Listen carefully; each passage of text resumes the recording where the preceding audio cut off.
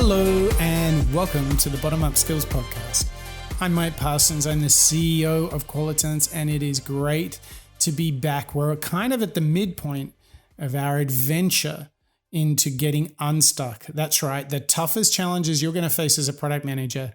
And we're right in the heart of all of the people stuff. That's right. Today's question is, how do I build a product team? Now, in the previous show, we asked ourselves, how do we recruit a product team?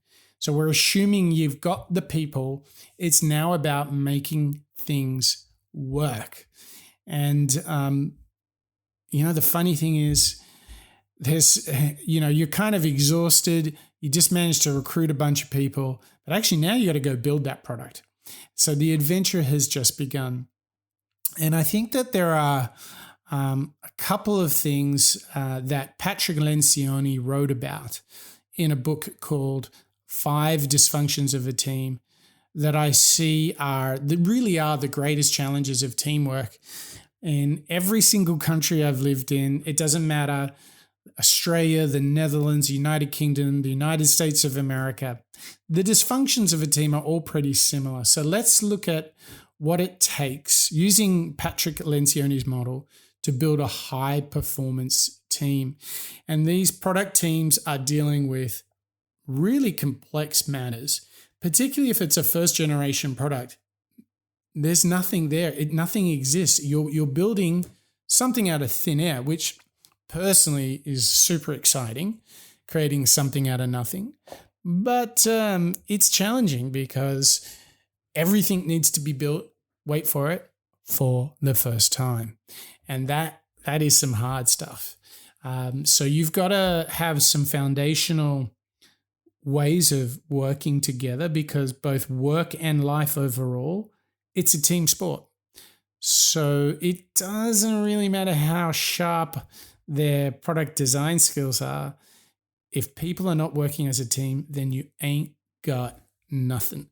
So let's ask ourselves, what does it take to create a high-performing team, and what are the signals of a dysfunction in a team? Okay, so number one, the foundational idea for a high-performance team is trust.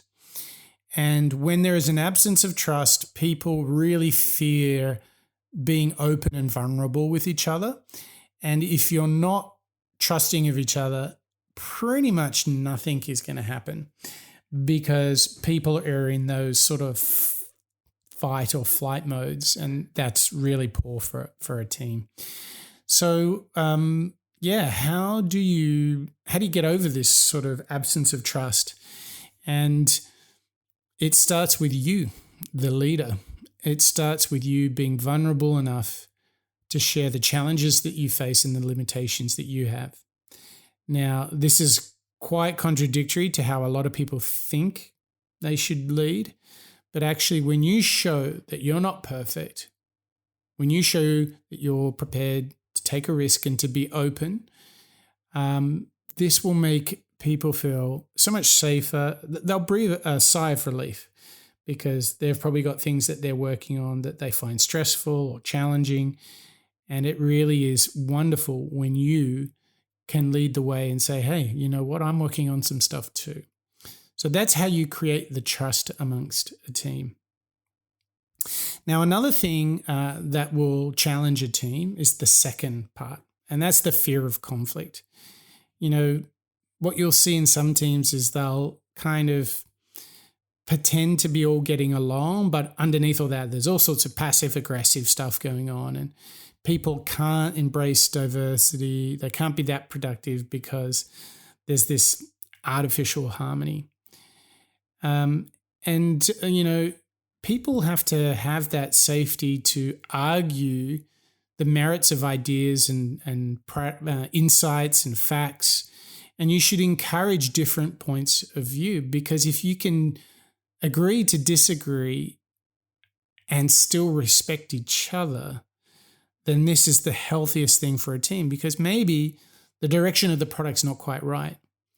And if people feel safe enough to challenge and to argue the direction of the product, well, you're going to be so much healthier for it. So I would challenge you to encourage all of your team members to have a say. And really, don't have a meeting where people contribute zero to the entire meeting, because then they shouldn't be in the room. So everybody should have a say when you're talking about the big, challenging topics of the day. So those are the first two. You've got to increase the trust and, get rid of this fear of conflict and get people to argue the merits of things in a safe and respectful way. Okay, but there's three more things you can do to have a high performance product team. Part number 3 is all about commitment. And often you can see teams don't really buy in to the idea, right? There's a lack of clarity or a lack of support, and they're just not really sticking with major decisions or directions that are in the company. So you got to get everybody on board, not only creating clarity in where we're going, but communicate your expectations of what each and every individual is expected to do and to invite them to sign up for that. Because if they don't sign up, then I don't know how you're going to get the results if they're not signed up. It's just going to be a bit of theatre.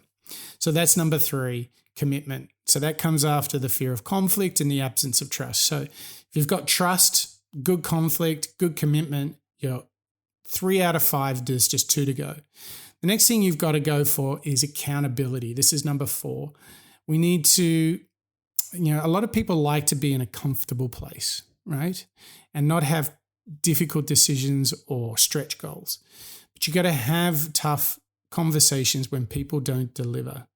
And the big advice here is have them early and be consistent in them, okay? So this is the 4th one, accountability. And lastly, we need to pay attention to the results. Now, the big blocker here is ego and politics. People like to claim their individual goals and not really support the overall team's goals. But actually, if you want the team to succeed, you need to talk about the goals that we have as a team and to bring them into focus. Okay, so attention to results, accountability, commitment, conflict, and trust. These are the big things it takes to have a high-performing team. I know this one's a lot. This is heavy-duty stuff. It is all born of a framework that comes from Patrick Lencioni, who wrote 5 Dysfunctions of a Team. And whether you're using Agile Scrum or Kanban or whatever, these team characteristics, these high-performance team characteristics come true. So if you are really interested in this, you can check out our Managing People Masterclass. It's all free and you can find that on bottomup.io. So there you have it. This is all about getting the team working in concert with each other and building a product that is worth building. I hope you've enjoyed this episode of the Bottom Up Skills Podcast. That's a wrap.